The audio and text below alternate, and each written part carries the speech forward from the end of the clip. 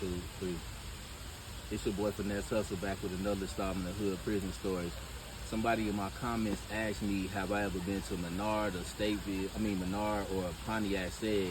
Nah, I haven't, but I've been to Seg in Statesville. I was in a world famous roundhouse while I was there. I was in a cell with this dude that killed his girlfriend. He had 35 years. So in Illinois, 35 years, you do 85% because it's a violent crime. Anything that's non-violent, you do 50%. So while I was in the hole, he was just obsessed with working out.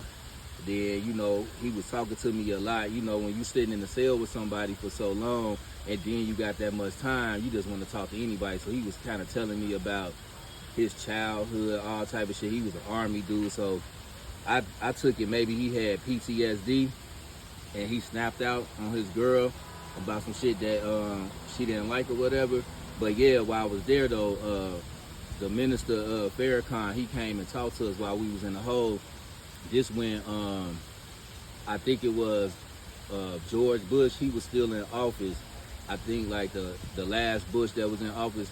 So what's his name? Farrakhan, he wrote a letter to him or whatever, and he never responded to it. It was about like war and all that stuff. So basically the minister, he was trying to be like kind of like the Pope of the United States. That's how I took it. Don't quote me on that, but that's how I took it or whatever, as far as like being a minister of peace at that time or whatever.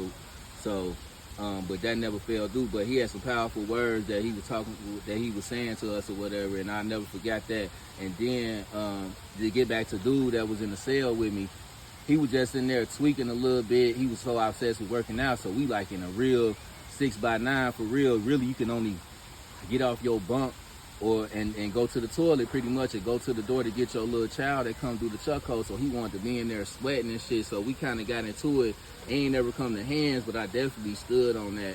You know what I'm saying? Not the front on his name, because I don't know where the boy at, but I definitely stood on that, and he kind of piped down after that or whatever. But yeah, I never been to none of them hoes. But while I was in Statesville in the roundhouse, I seen a dude try to take one of the guards hostage too, and he ended up like they let him clean his room, so he act like his mop was stuck in the door. So when the guard came to yell for the people in the control booth to pop the door, that's when he tried to do his little attack or whatever.